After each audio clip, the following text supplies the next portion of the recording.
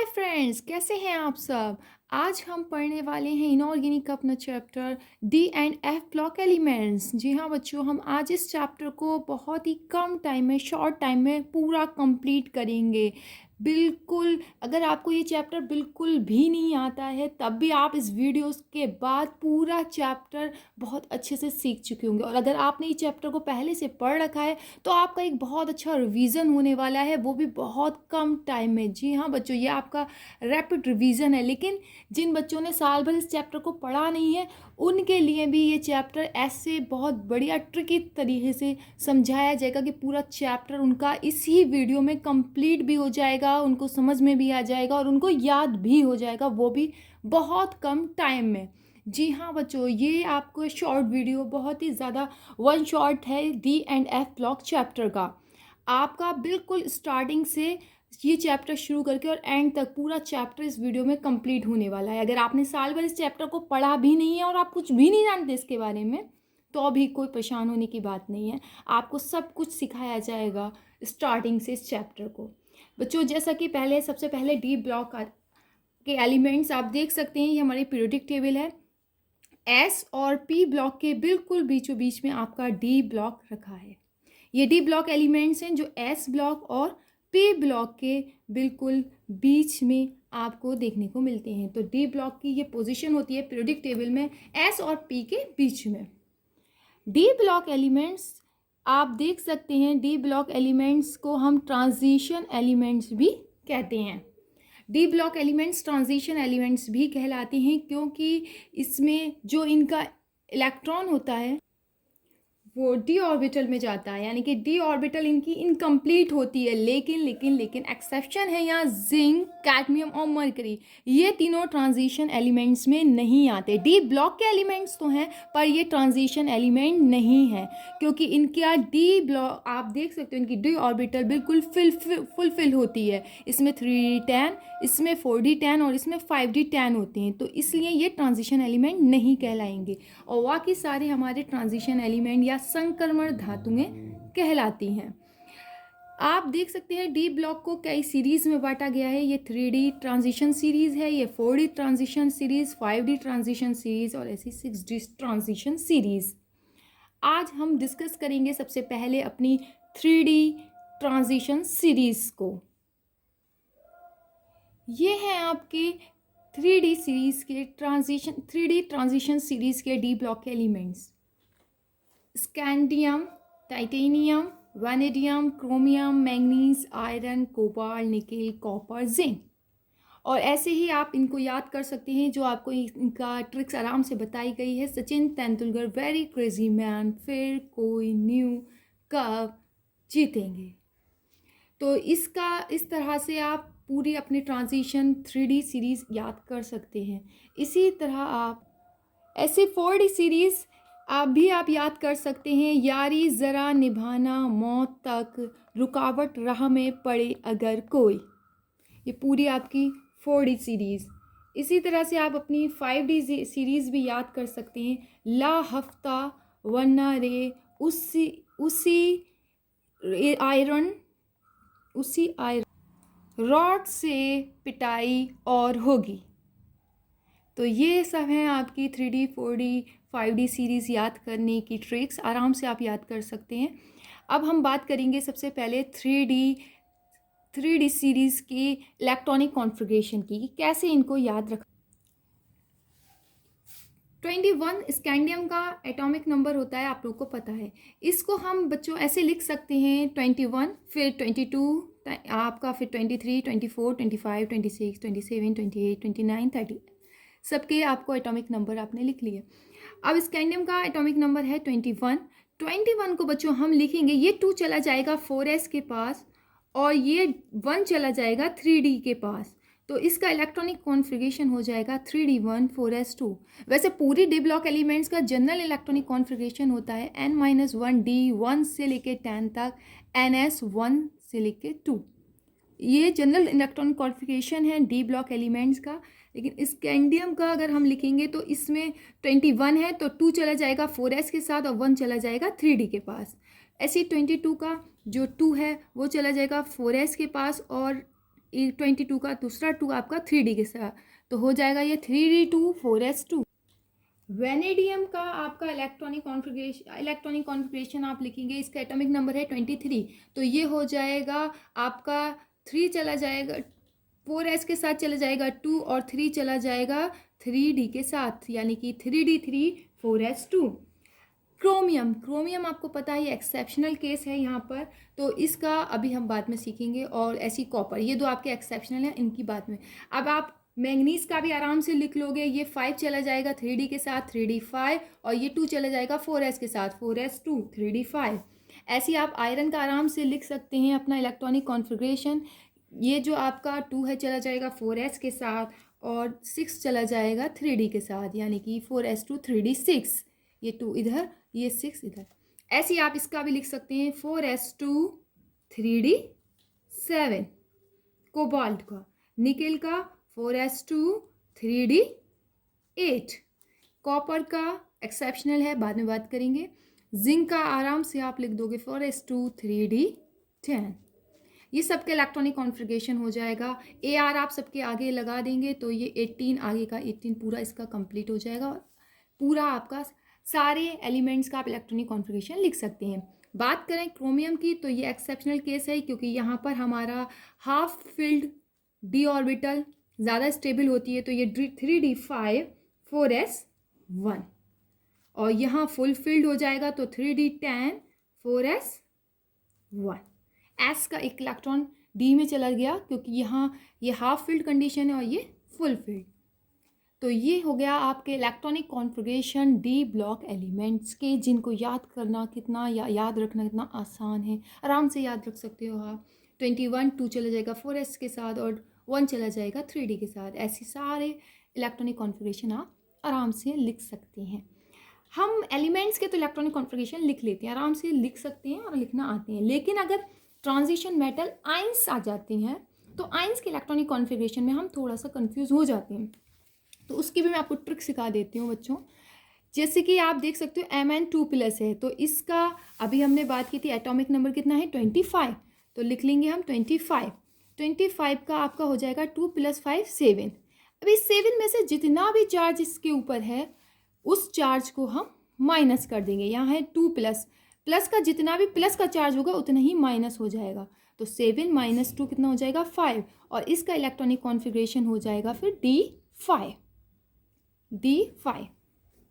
ऐसी Fe2+ का हम निकाल सकते हैं 2 + 6 से, तो 26 होता है इसका एटॉमिक नंबर। 2 + 6 हो जाएगा 8, और इस 8 में से जितना भी प्लस चार्ज है वो माइनस हो जाएगा। 8 - 2, तो ये रह जाएगा 6, और इस 6 का हो जाएगा D6।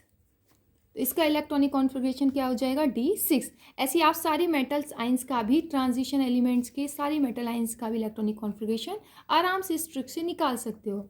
इस चार्ज का मतलब है कि इसमें से 2 इलेक्ट्रॉन कम हो गए, तो हमने वही 2 इलेक्ट्रॉन कम कर दिए। इसका भी 2+ का मतलब है 2 इलेक्ट्रॉन। Fe3+ का मतलब है यहाँ 3 इलेक्ट्रॉन कम होंगे, तो आपको यहाँ 26 में से फिर आप वैसे ही करोगे 2 + 6 = 8, 8 - 3, तो 8 - 3 हो गया आपका आएगा 5, तो ये हो जाएगा D5। ऐसे ही आप इन सबको आइंस फॉर्म में भी इलेक्ट्रॉनिक कॉन्फ़िगरेशन निकाल सकते हैं। ये सब 3D सीरीज़ की हैं, तो आगे हम क्या लगा देंगे 3D5 3D6, ऐसे ही आप इनका इलेक्ट्रॉनिक कॉन्फ़िगरेशन आराम से निकाल। अब हम बात करेंगे बच्चों डी ब्लॉक एलिमेंट्स के जनरल जो उसकी प्रॉपर्टीज़ होती हैं उनकी, यानी कि जो उनके सामान्य गुण होते हैं हमारे ट्रांजिशन एलिमेंट या डी ब्लॉक एलिमेंट्स के। लेकिन वो सब कुछ पढ़ने से पहले मैं आपको कुछ की पॉइंट्स बताना चाहूँगी, कुछ ऐसी ट्रिक टेक्निक्स जिससे आपके सारे जितनी भी प्रॉपर्टीज़ हैं वो आराम से समझ में आ जाएंगी, या उनका हर प्रॉपर्टीज़ के होने की वजह आपको क्लियर हो जाएगी। सबसे पहले आपको डी ब्लॉक की हर प्रॉपर्टी में ध्यान से देखना है कि उसके पास कितने अनपेयर्ड इलेक्ट्रॉन हैं, अनपेयर्ड इलेक्ट्रॉन हैं या नहीं। सबसे मेन चीज़ आपकी हर प्रॉपर्टी की वजह कहीं ना कहीं अनपेयर्ड इलेक्ट्रॉन। आप देख रहे हैं अगर कोई भी कंपाउंड कलर है तो कलर के होने की वजह अनपेयर्ड इलेक्ट्रॉन। अगर किसी भी आप कंपाउंड को कोई भी प्रॉपर्टी देखते हैं तो उसमें most of the times unpaired electron ही उनका रीज़न होता है। मेल्टिंग पॉइंट इसके बहुत हाई होते हैं तो उसकी वजह भी अनपेयर्ड इलेक्ट्रॉन्स। इसके हर चीज़ में, हर कैरेक्टर का ज़्यादातर होने की प्रोबेबिलिटी सिर्फ इसलिए होती है कि उसके पास क्या है, अनपेयर्ड इलेक्ट्रॉन्स। अगर आप इनका मैग्नेटिक मूवमेंट या चुंबकीय आघूर्ण निकालते हैं तो वो भी किसी से निकलता है, अनपेयर्ड इलेक्ट्रॉन से। तो सबसे पहला इसका की पॉइंट यही है कि हमें ध्यान रखना है कितने अनपेयर्ड इलेक्ट्रॉन हैं, या इसमें अनपेयर्ड इलेक्ट्रॉन है या नहीं है, या ये फुलफिल्ड है। अगर अनपेयर्ड इलेक्ट्रॉन नहीं है तो मतलब कंडीशन क्या हो जाएगी सेकंड हमारी, कि फुलफिल्ड ऑर्बिटल है। हमारी ऑर्बिटल कैसी है फिर, फुली फिल्ड। तो फुली फिल्ड डी ऑर्बिटल की कंडीशन है, या उसमें हमारे अनपेयर्ड इलेक्ट्रॉन्स हैं। ये आपका सबसे ज़्यादा जो आप ज़्यादातर अपना इसमें जितनी भी प्रॉपर्टीज़ देखेंगे, रीज़न होने की यही वजह होती है कि इसी वजह से वो प्रॉपर्टीज शो कर रहे हैं डी ब्लॉक एलिमेंट्स। उसके अलावा आपकी या तो फुलफिल्ड है डी ऑर्बिटल या फिर एम्प्टी है, उसमें इतनी जगह है, स्पेस है, जिस वजह से वो और इलेक्ट्रॉन्स ले सकती है अपने वैकेंट शेल में। तो वैकेंट डी ऑर्बिटल होना भी बहुत से इनकी प्रॉपर्टीज़ की वजह है, जिस वजह से ये कॉम्प्लेक्स कंपाउंड बना लेते हैं, क्योंकि इनके पास वैकेंट डी ऑर्बिटल है जिसमें ये लिगेंड के इलेक्ट्रॉन्स ले लेते हैं। तो ये आपके कुछ की पॉइंट्स हैं। अगर ये आपको कोई भी आपका जो रीजनेबल क्वेश्चंस आते हैं कि कारण बताइए, या ये कैसे होता है, या ऐसा क्यों होता है, उनमें की वजह यही पॉइंट्स होते हैं। ये आपके की पॉइंट्स हैं जो आपको पूरे डी ब्लॉक में याद रखने हैं। और एक सबसे इम्पॉर्टेंट है आपका कि डी ब्लॉक एलिमेंट्स की जो ऑक्सीडेशन स्टेट होती है वो वेरिएबल होती है। वेरिएबल ऑक्सीडेशन स्टेट या ऑक्सीकरण अवस्था परिवर्तनशील, वेरिएबल मतलब परिवर्तनशील, चेंज होती रहती है। तो इस वजह से भी बहुत सी प्रॉपर्टीज हमें देखने को मिलती हैं। इन की पॉइंट्स को आप ध्यान में याद रखिएगा पूरा डी ब्लॉक की सारी प्रॉपर्टीज पढ़ते टाइम। आपके लिए बहुत आसान हो जाएगा पूरा डी ब्लॉक की सारी प्रॉपर्टीज पढ़ना। सबसे पहले अनपेयर्ड इलेक्ट्रॉन्स क्या हैं, ये आपके समझ में आ गया। तो ये मैं आपको समझाऊं कि आप डी ब्लॉक में अपने इलेक्ट्रॉन्स भरते हैं। अगर मैं इस डी ब्लॉक में अपना इलेक्ट्रॉन भरूँ, ये पहला इलेक्ट्रॉन गया, दूसरा, तीसरा, चौथा, पाँचवा, तो इसके पास कितने अनपेयर्ड हैं, जो इसकी पेयरिंग नहीं हुई है, 5 अनपेयर्ड इलेक्ट्रॉन है। लेकिन जैसे ही मैंने यहाँ पर कर दी पेयरिंग, अब इसके पास कितने रह गए, 4। इसके पास कितने रह गए, 3 अनपेयर्ड इलेक्ट्रॉन, अनपेयर्ड जिनका पेयर नहीं है। तो यहाँ सिर्फ ये 3 इलेक्ट्रॉन हैं जिनका पेयर नहीं है। अब अनपेयर्ड इलेक्ट्रॉन कितने हैं, 2। अब अनपेयर्ड इलेक्ट्रॉन कितना है, 1। और अगर मैंने इसे भी भर दिया, अब ये हो गई फुल्ली फिल्ड, यानी कि ये जो है अब आपकी इसमें एक भी अनपेयर्ड इलेक्ट्रॉन नहीं है। यहाँ पर ये एब्सेंट है, अनपेयर्ड इलेक्ट्रॉन कोई भी नहीं है, तो ये आपकी हो गई fully filled. Variable oxidation state अभी हम आगे डिस्कस करेंगे कैसे कैसे ये ऑक्सीडेशन स्टेट दिखाता है। और उसके अलावा एम्प्टी डी ऑर्बिटल्स भी अब हम पढ़ते हैं। सबसे पहले एटॉमिक रेडियाई या परमाणुवीय त्रिज्याएं। सबसे पहली प्रॉपर्टी, अगर हम इनकी परमाणुवीय त्रिज्याएं या एटॉमिक रेडियाई देखें तो क्या होगा, जब हम लेफ़्ट टू राइट जाएंगे स्कैंडियम से लेके जिंक तक, तो हम जब लेफ़्ट टू राइट जाएंगे तो इनमें जो पहले है इफेक्टिव न्यूक्लियर चार्ज, यानी कि जो अंदर के नाभिक है वो बाहर के इलेक्ट्रॉन्स पर चार्ज लगाएगा, अपनी तरफ खींचेगा। खींचने की वजह से साइज छोटा होगा क्योंकि अट्रैक्शन फोर्स होगा। तो स्टार्टिंग में इनका साइज़ क्या करेगा, डिक्रीज़ करेगा, क्योंकि अट्रैक्शन फोर्स बढ़ेगा। जितना ज़्यादा अट्रैक्शन उतना साइज़ कम होता जाएगा। तो स्टार्टिंग में तो इफेक्टिव न्यूक्लियर चार्ज की वजह से एटॉमिक रेडियाई हमारा डिक्रीज़ करेगा, लेकिन फिर हमारा एक टाइम पर आके इसकी जो साइज़ है वो एक सा रहेगा, सेम रहेगा। वो रीज़न होगा स्क्रीनिंग इफेक्ट, या जिसको हम कहते हैं परिरक्षण प्रभाव। परिरक्षण प्रभाव या स्क्रीनिंग इफेक्ट ऐसा है जैसे कि आप समझिए स्क्रीन यानी कि पर्दा, हमारे आउटर मोस्ट शेल के यानी कि बाहर के इलेक्ट्रॉन और अंदर के नाभिक के बीच में कुछ इलेक्ट्रॉन्स आ जाते हैं। जो बीच में ये इलेक्ट्रॉन्स आते हैं वो एक तरह से पर्दे का काम करते हैं, बाहर के इलेक्ट्रॉन्स पर अट्रैक्शन फोर्स या इफेक्टिव न्यूक्लियर चार्ज जो है उसको कम करते हैं। तो जिस वजह से यहाँ पर साइज़ फिर क्या होता है, कम नहीं होके बल्कि रिमेन सेम रहने लगता है, बिल्कुल सेम। लेकिन फिर जैसे जैसे इलेक्ट्रॉन और बढ़ते जाते हैं तो इलेक्ट्रॉन इलेक्ट्रॉन रिपल्शन, एक दूसरे को प्रतिकर्षण बढ़ता जाता है और फिर से साइज़ हमारा इंक्रीज़ कर जाता है। तो पहले साइज़ डिक्रीज़ करेगा, क्यों? इफेक्टिव न्यूक्लियर चार्ज की वजह से, फिर साइज कहीं पे जाके सेम होगा स्क्रीन इफेक्ट या परिरक्षण प्रभाव की वजह से, और फिर हमारी एटॉमिक रेडियाई का साइज इंक्रीज कर जाएगा इलेक्ट्रॉन इलेक्ट्रॉन प्रतिकर्षण या रिपल्शन की वजह से। तो लेफ्ट टू राइट जाने पर हमें कुछ इस तरह का अपना एटॉमिक रेडियाई का ग्राफ देखने को मिलता है। आप अगर अपना परमाणु त्रिज्या का ग्राफ देखेंगे तो आपको कुछ ऐसा नज़र आएगा कि एकदम बहुत डिक्रीज हुआ और फिर इस तरह से बढ़ता है। तो ये होता है एटॉमिक रेडियाई पर इन 3 चीज़ों की वजह से साइज पर क्या क्या फ़र्क पड़ता है। उसके बाद आती है आयनिक रेडियाई।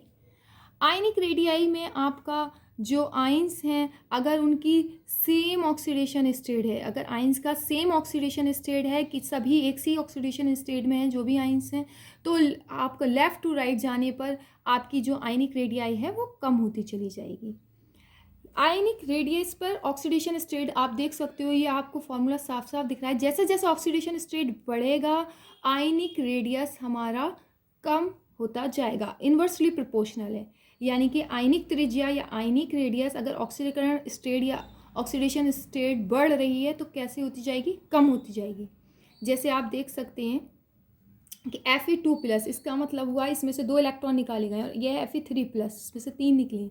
तो ऑक्सीडेशन स्टेट आपने देखा यहाँ पर क्या करी? बढ़ी, तो आयनिक रेडियस कम हो गई। तो Fe2+ की आयनिक त्रिज्या या आयनिक रेडियाई ज़्यादा होगा Fe3+ से, Fe2+ का ज़्यादा है Fe3+ से। ऐसे आप देख सकते हैं यहाँ बढ़ता जा रहा है ऑक्सीडेशन स्टेट, +2 +4 +6 +7। जैसे जैसे ऑक्सीडेशन स्टेट बढ़ता जाएगा, ये बढ़ रहा है तो ये बढ़ता जाएगा, तो आयनिक रेडियस क्या होता जाएगा? कम होता जाएगा। ये आपकी आयनिक रेडियाई है। ये आप देख सकते हो ऑक्सीडेशन स्टेट जैसे जैसे बढ़ रहा है आयनिक रेडियस कम हो रहा है। नेक्स्ट प्रॉपर्टी आती है, मोस्ट इंपॉर्टेंट प्रॉपर्टी आपकी दूसरी, मेल्टिंग पॉइंट और बॉइलिंग पॉइंट।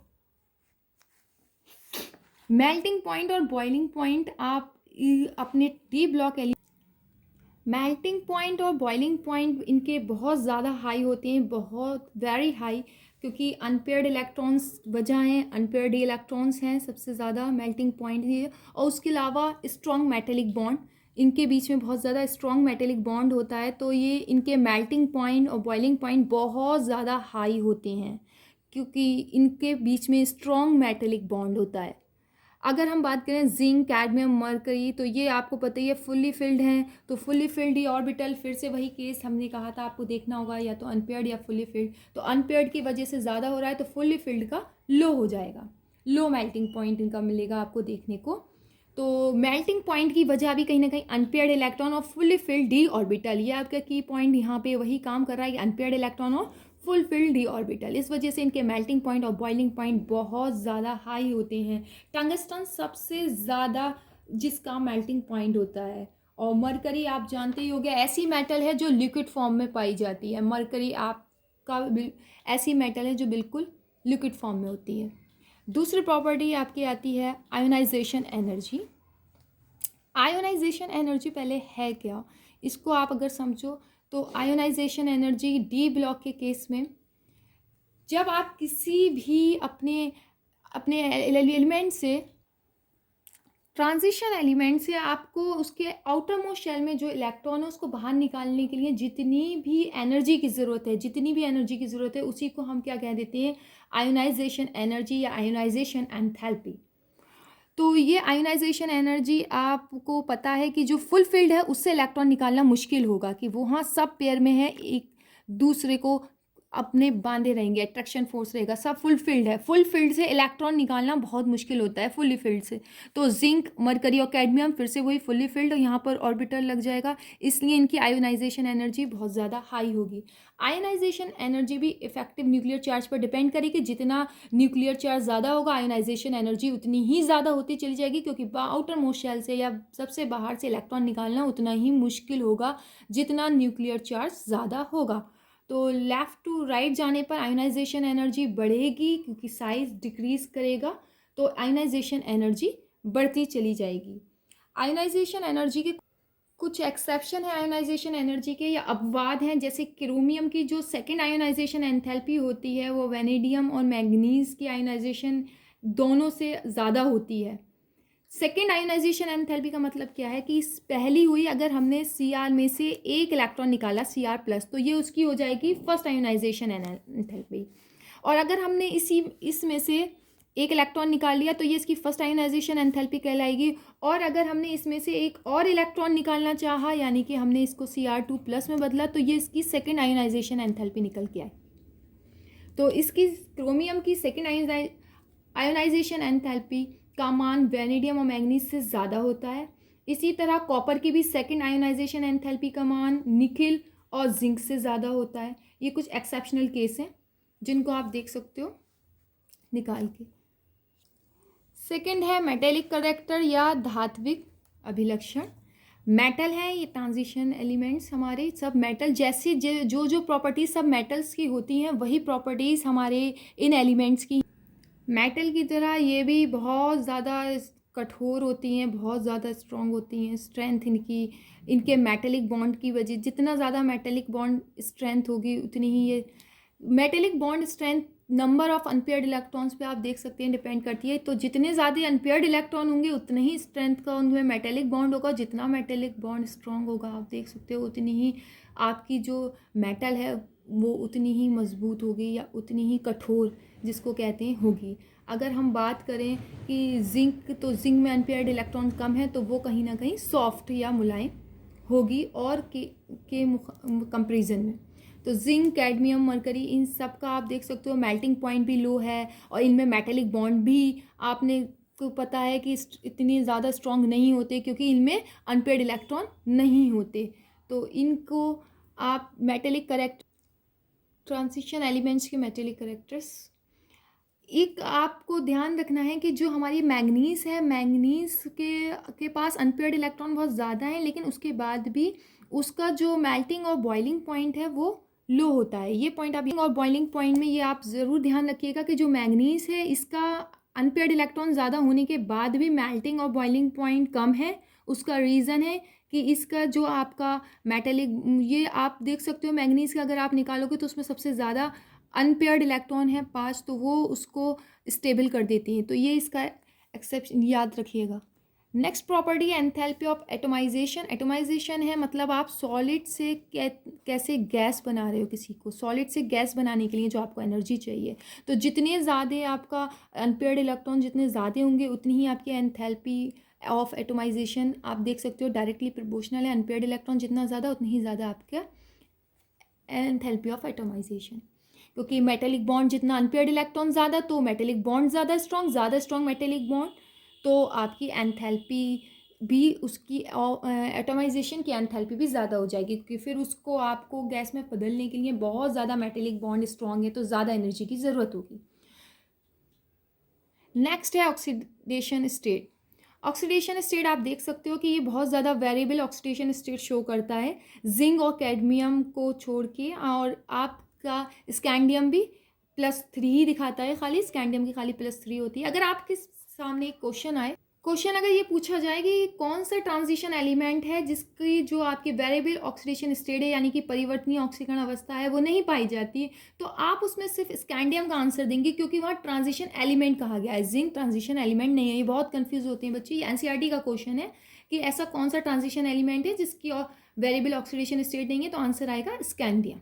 इसकी सिर्फ +3 होती है, इसकी वेरिएबल ऑक्सीडेशन स्टेट नहीं है। अब ये वेरिएबल ऑक्सीडेशन स्टेट दिखाता क्यों, उसकी वजह क्या है? आपने अभी पढ़ा, हम अभी पढ़ के आए इनका इलेक्ट्रॉनिक कॉन्फ़िगरेशन कि 3D और 4s में इसके इलेक्ट्रॉन जा रहे हैं। अगर हम स्कैंडियम की ही बात करें तो स्कैंडियम का इलेक्ट्रॉनिक कॉन्फ़िगरेशन क्या था? 3D 4s2 3D1।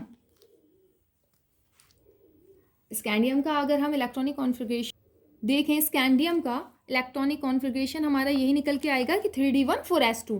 तो हमारे इसमें s के इलेक्ट्रॉन्स हैं और d के इलेक्ट्रॉन्स हैं, दोनों इलेक्ट्रॉन्स हैं। इसी वजह से हमारी जितनी भी ट्रांजिशन एलिमेंट्स हैं उनमें सब में 3D और 4s के इलेक्ट्रॉन दोनों मिलकर ऑक्सीडेशन स्टेट काफ़ी ज़्यादा दिखाते हैं। तो NH से भी इलेक्ट्रॉन निकलेंगे और D से भी निकलेंगे, और ये दोनों मिलकर मिनिमम होती है जब खाली S के ही इलेक्ट्रॉन निकलें। और ज़्यादातर ऑक्सीडेशन स्टेट हमारी D के अनपेयर्ड जितने भी इलेक्ट्रॉन है और S के जितने भी इलेक्ट्रॉन है सब निकलते हैं, तो हमारी ऑक्सीडेशन स्टेट, जैसे कि अगर हम मैंगनीज की बात करें जो 3D ट्रांजिशन सीरीज़ में सबसे ज़्यादा +7 ऑक्सीडेशन स्टेट दिखाती है, तो उसकी वजह यही है कि इसके D के अनपेयर्ड इलेक्ट्रॉन और S के इलेक्ट्रॉन्स निकल जाते हैं, ऑक्सीडेशन स्टेट में पार्टिसिपेट करते हैं।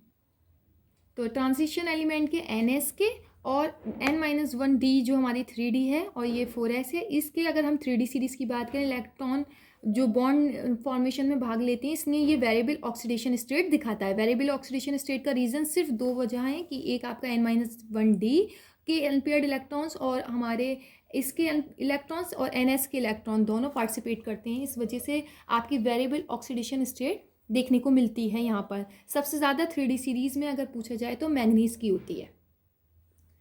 तो ऑक्सीडेशन स्टेट ये आपका टॉपिक कंप्लीट होता है। सभी ट्रांजिशन एलिमेंट में पूछे सबसे ज़्यादा, तो आप देख सकते हो ऑस्मियम इसकी +8 तक जाती है। स्कैंडियम और जिंक इनकी फिक्स रहती है, वेरिएबल नहीं है। स्कैंडियम की आपकी +3, जिंक की +2 होती है, वेरिएबल नहीं है oxidation state. Coloured ions formation, हमारे जितनी भी ट्रांजिशन मेटल्स हैं वो अपने ज़्यादातर ट्रांजिशन मेटल्स के जो भी कंपाउंड्स होते हैं वो या तो सॉलिड स्टेट में यानी कि ठोस अवस्था में या जलीय विलयन में कलर्ड दिखाते हैं, कलरफुल होते हैं, रंगीन होते हैं, तो वो कलर्ड होते हैं। तो रंगीन आयन का होने की रीज़न इनमें अनपेयर्ड इलेक्ट्रॉन्स का होना, कि इनके D में ऑर्बिटल में अनपेयर्ड इलेक्ट्रॉन्स होते हैं। उसके अलावा जब अनपेयर्ड इलेक्ट्रॉन्स होते हैं, उस वजह से अनपेयर्ड इलेक्ट्रॉन्स की वजह से DD ट्रांजिशन देखने को मिलता है। जैसे कि आपको पता है कि आपका ये D ऑर्बिटल, इसमें हम DD ट्रांजिशन, अनपेयर्ड इलेक्ट्रॉन होगा तो इसमें फिर DD ट्रांजिशन की वजह से कलर देखने को मिलेंगे। DD ट्रांजिशन ये होता है कि आप देख सकते हो आपकी D ऑर्बिटल दो उसमें स्प्लिट हो जाती है और इलेक्ट्रॉन फिर आपका यहाँ T2G और EG, ये आपकी 3D ऑर्बिटल है। तो ये आपका DD ट्रांजिशन कहलाता है कि इलेक्ट्रॉन अपनी इस स्टेट से इस स्टेट में जाता है, तो वो फिर आपका कलर शो करता है। तो इस तरह से आपको DD ट्रांजिशन की वजह से ये कलर नज़र आते हैं। तो ये है आपका coloured ions formation. Magnetic properties या चुंबकीय गुणधर्म, आपके पास फिर से वही अनपेयर्ड इलेक्ट्रॉन्स हैं या नहीं, एब्सेंस है उनकी या प्रेजेंट है, ये देखना है। अगर अनपेयर्ड इलेक्ट्रॉन्स हैं तो पैरामैग्नेटिक होगा। पैरामैग्नेटिक मतलब अनुचुंबकीय, अनुचुंबकीय पैरामैग्नेटिक।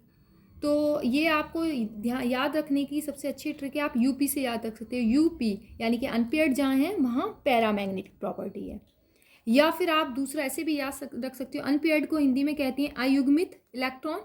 तो अयुग्मित का आ से अनुचुंबकीय, या तो अयुग्मित अनुचुंबकीय से आप याद रख सकते हैं अपना ये प्रॉपर्टी, या फिर आप ऐसे याद रख सकते हैं जहाँ अनपेयर्ड इलेक्ट्रॉन से वो पैरामैग्नेटिक होगा कि यूपी।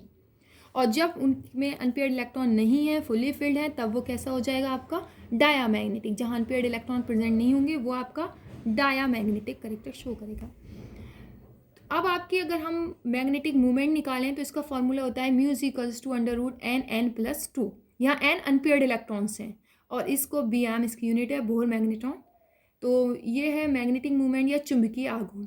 जैसे अगर मैं बात करूँ मैंगनीज की, मैंगनीज का इलेक्ट्रॉनिक कॉन्फ़िगरेशन 3D5 4s2 लिखेंगे। अगर हम बात करें 3D5 और 4s2 Mn2+, मतलब इसमें से 2 इलेक्ट्रॉन निकाल जाएंगे, तो ये कितना रह जाएगा 3D5। 3D5 आपका रह जाएगा Mn2+। आप वैसे भी निकाल सकते हो, अभी जो मैंने आपको ट्रिक सिखाई थी 2 + 5 = 7, 7 - 2 5, 5 से हो गया D5, ऐसे भी निकाल सकते हो, वरना आपको वैसे पता ही है 2+ का मतलब है आउटर मोस्ट शेल से 2 इलेक्ट्रॉन हम निकाल देंगे।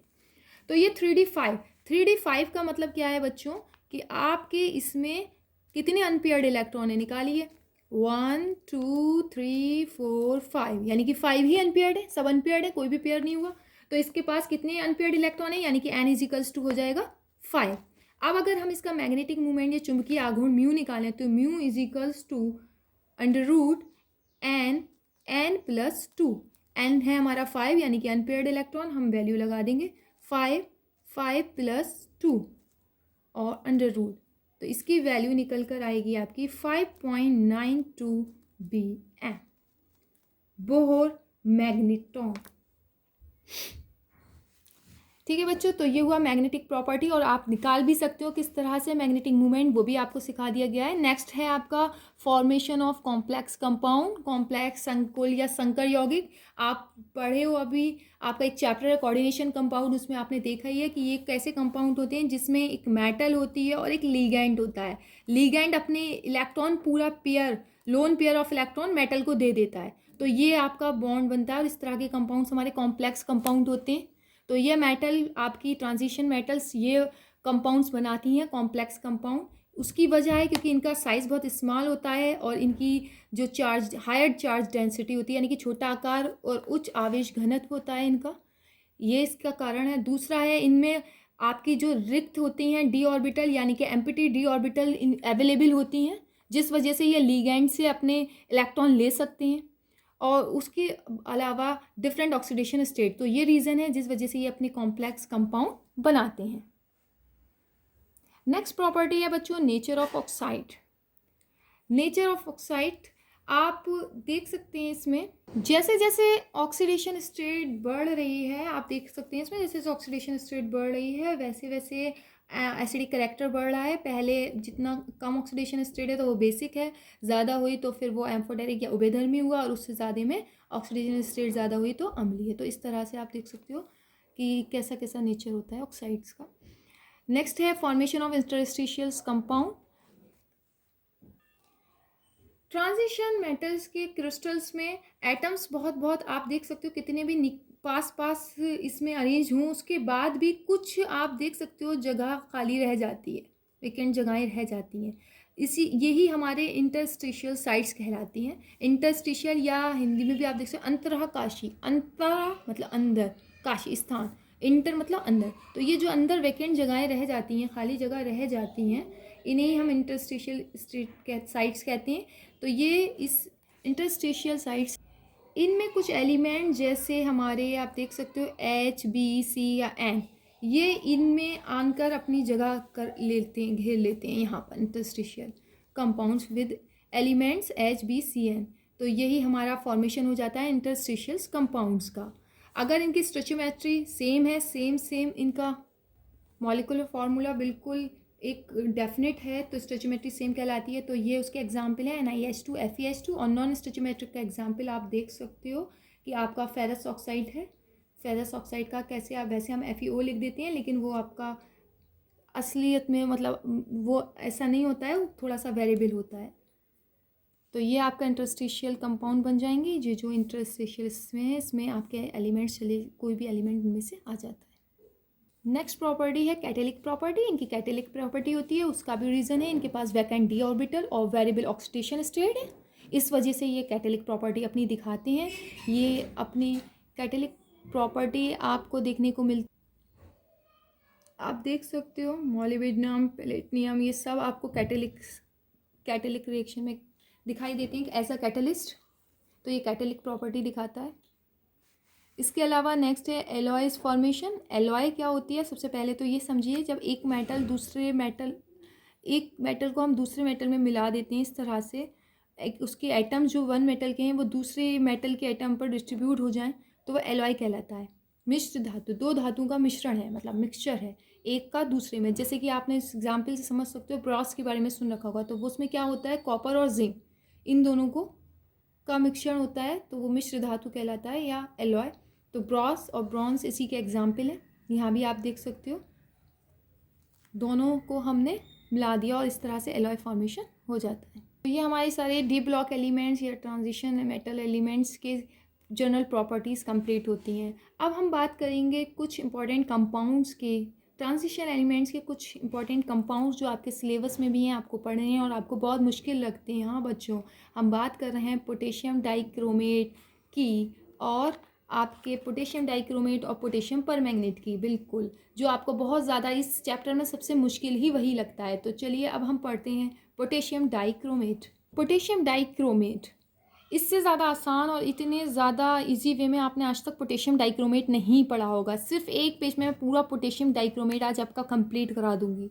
पोटेशियम डाइक्रोमेट आपको के एग्जाम पॉइंट ऑफ व्यू से बहुत इंपॉर्टेंट है। पोटेशियम परमैंगनेट और पोटेशियम डाइक्रोमेट दोनों और उनकी रिएक्शंस भी दोनों आपकी बस एक एक पेज में पूरी कंप्लीट होने वाली हैं और बहुत आसानी से आपको सब समझ में भी आ जाएगा। सबसे पहले हम इसकी प्रिपरेशन या इसको कैसे इसका निर्माण करते हैं उसकी बात करते हैं। तो पोटेशियम डाइक्रोमेट को हम क्रोमाइट ओर या क्रोमाइट अयस्क से बनाते हैं। क्रोमाइट ओर का फॉर्मूला होता है FeCr2O4।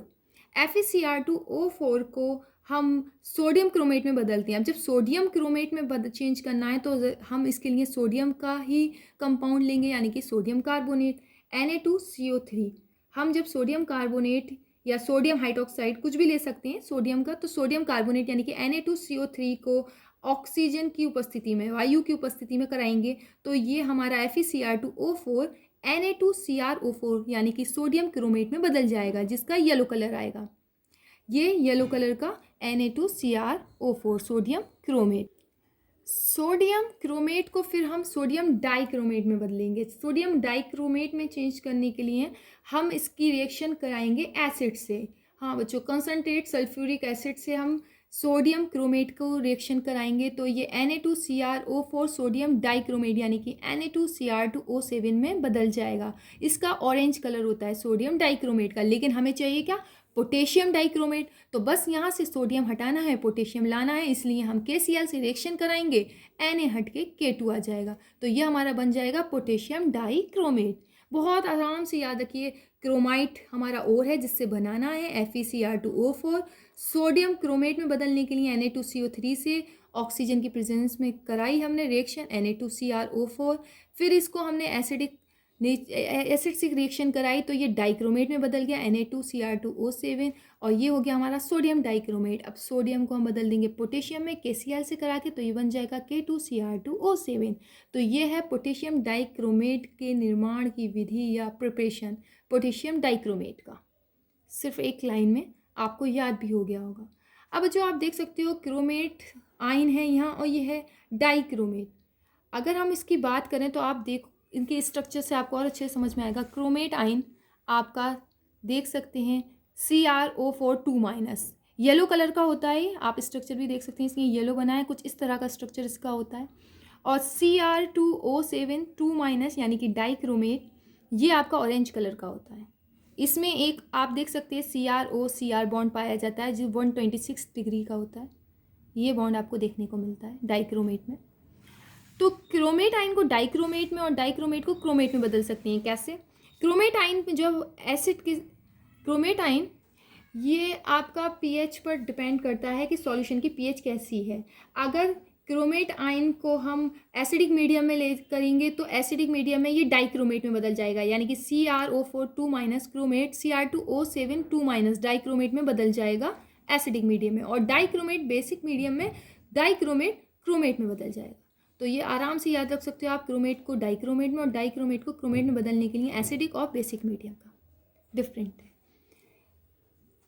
अब इसके बाद हम पोटेशियम डाइक्रोमेट के हम ऑक्सीडाइजिंग प्रॉपर्टी की बात करेंगे। पोटेशियम डाइक्रोमेट अगर देखें आप एसिडिक मीडियम में तो एक बहुत स्ट्रॉन्ग आपका ऑक्सीडाइजिंग एजेंट है। अगर हम इसको एसिडिक मीडियम में लेंगे तो ये एसिडिक मीडियम है H+, तो हमने अपना डाइक्रोमेट Cr2O7 2- लिया एसिडिक मीडियम में। 6 इलेक्ट्रॉन की हमें ज़रूरत पड़ी बैलेंस करने के लिए। यहाँ हमारा Cr3+ बन गया, Cr3+, Cr2O7 2- से Cr3+, 7H2, 14H+ लिए थे तो वो 7H2 ये 14 हो जाएंगे। और इलेक्ट्रॉन बैलेंस करने के लिए हमें यहाँ 6 इलेक्ट्रॉन लेना पड़ेंगे। ये Cr3+ है इसकी वैलेंसी, और इसकी हम निकालें तो 6+ निकल के आएगी। अगर इसको डबल कर देंगे तो ये 12+ और ये 6+, तो ये जो इनमें डिफरेंस है 6 इलेक्ट्रॉन्स का है, तो इसमें 6 इलेक्ट्रॉन्स। तो ये आपके एसिडिक मीडियम में ऑक्सीडाइजिंग एजेंट है हमारा पोटेशियम डाइक्रोमेट। पोटेशियम डाइक्रोमेट बहुत सी ऑक्सीडेशन रिएक्शंस दिखाता है।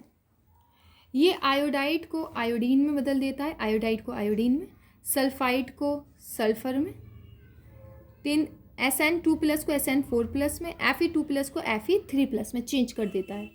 अगर इन दोनों रिएक्शंस को लिखें, हाफ ऑफ रिएक्शन है ऑक्सीडाइजिंग और रिडक्शन रिएक्शन, दोनों रिएक्शंस को हम मिला देंगे तो हम देख सकते हैं, अगर ये Fe2+ की देखें तो Cr2O7 2 minus 14H plus plus 6Fe2+, 2Cr3+, 6Fe3 plus 7H2, ये 6 इलेक्ट्रॉन से 6 इलेक्ट्रॉन कैंसिल हो गए। तो ये आपकी पूरी फुल रिएक्शन बन जाएगी।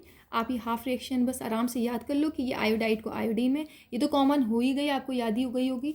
ये बस आप याद कर लो, आयोडाइड को आयोडीन में, सल्फाइड को सल्फर में, Sn2+ को Sn4+ में, Fe2+ को Fe3+ में चेंज करता है और आप इसको इसके साथ मिला के पूरी फुल रिएक्शन लिख सकते हैं। तो इस तरह से आपकी पोटेशियम डाइक्रोमेट की सारी रिएक्शन, स्ट्रक्चर, प्रिपरेशन और उसकी ऑक्सीडाइजिंग प्रॉपर्टीज सब कंप्लीट होती है। तो ये आपका पूरा पोटेशियम डाइक्रोमेट तैयार हो जाता है, वो भी पूरे एक ही पेज में बस। अब हम बात करते हैं नेक्स्ट पोटेशियम पर मैग्नेट की। बच्चों नेक्स्ट है आपका पोटेशियम पर मैग्नेट KMnO4।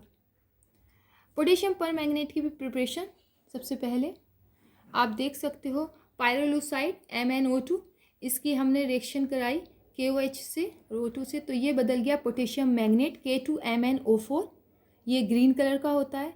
अब इस K2MnO4 को हम कई स्टेप, अलग अलग स्टेप में कर सकते हैं। या तो पोटेशियम मैग्नेट को हम डाइल्यूट एसिड के साथ अगर रिएक्शन कराएंगे तो ये हमारा पोटेशियम पर मैग्नेट KMnO4 में चेंज हो जाएगा, या फिर हम इसका Cl2, CO2 या O3 किसी के भी साथ पोटेशियम मैग्नेट की अगर हम अपना रिएक्शन कराएं तो ये हमारा वहाँ भी पोटेशियम पर मैग्नेट KMnO4 मिल जाएगा।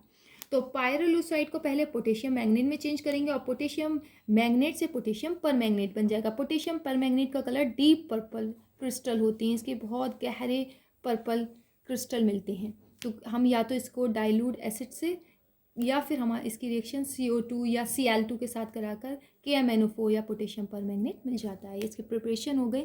इसके भी स्ट्रक्चर की बात करें तो आप देख सकते हैं, ये आपका मैग्नेट आयन है जो कि ग्रीन कलर में होता है आपका मैग्नेट, और ये है आपका पर manganate ion deep purple colour का, ये इसका स्ट्रक्चर है। अब हम इसकी भी रिएक्शन की बात कर लेते हैं। ऑक्सीडाइजिंग रिएक्शंस आप देख सकते हैं इसकी एसिडिक मीडियम में और न्यूट्रल या वीक बेसिक मीडियम में, दोनों मीडियम्स में कैसे कैसे होती हैं। पहले हम बात करते हैं एसिडिक मीडियम में। एसिडिक मीडियम में आप देख सकते हो कि ये आयोडाइड को आयोडीन में बदल रहा है, आयोडाइड को आयोडीन में बदल रहा है, और MnO4- यानी कि पर मैग्नेट Mn2+ में, और आपके 16H+ तो वही 8H2 हो जाएंगे, 8 दूनी 16, तो 16H+ लिए तो इसलिए 8H2 हो, 2MnO4- लिया है तो 2Mn2+। ये तो आपकी सारी रिएक्शन में आप देखोगे बिल्कुल कॉमन है, इतना तो आपको याद रहना ही चाहिए। बस ये याद रखना है आपको सिर्फ आयोडाइड को आयोडीन में, जो रेड कलर से लिखा है बस उतना याद रखना है, ग्रीन सब में कॉमन है। ऐसे ही आप देख सकते हो Fe2+ को Fe3+ में, Fe2+ हरा होता है, Fe3+ आपका पीला होता है। तो ये आप देख सकते हो। फिर वही MnO4- या सिर्फ एक, यहाँ 2 लिया था या एक ही MnO4- लिया, तो ये भी 16 लिए थे डबल, तो आधे हो जाएंगे 8H+, या 2 बने थे तो ये खाली Mn ही रह जाएगा Mn2+, और ये भी आधे 4H2। ये आपकी रिएक्शन। ऐसे ही ऑक्जिलेट आयन को आप देख सकते हो कैसे ऑक्सीडाइज कर रहा है। ऑक्सीडाइजिंग एजेंट है ऑक्सीलेट आयन को, देखिए आप MnO4- वही कॉमन रह जाएगी, वही 16H+, वो सब आपकी कॉमन है। ये यहाँ पर 10 CO2, 5 C2O4 2- है, तो ये कितना 10 CO2। ऐसी हाइड्रोजन सल्फाइड को सल्फर में, ये भी आप देख सकते हो S2- को S में, और वो आपकी पूरी कॉमन है 2MnO4- plus 16H+, 2Mn2+ 8H2। ऐसे सल्फाइड को सल्फेट में, सल्फाइड का सल्फेट 5SO3 2- 2MnO4- आप देख सकते हैं, ये आपका 6H+ लेंगे यहाँ पर 2MnO4- 6H+, 2Mn2+, तो यहाँ 3H2 निकलेगा 5SO4। ऐसी आपकी नेक्स्ट है 5NO2- 2MnO4- 6H+, 2Mn2+, 3H2, 5NO3- nitrite का नाइट्रेट में। तो ये आपको सिर्फ रेड वाला याद रखना है, ग्रीन बिल्कुल सेम है। ऐसे ये आपकी एसिडिक मीडियम में हो गई, और ये आप न्यूट्रल बेसिक मीडियम में बात करें, या आप लिख के देखिएगा, रिएक्शन आपको याद हो जाएंगी आराम से।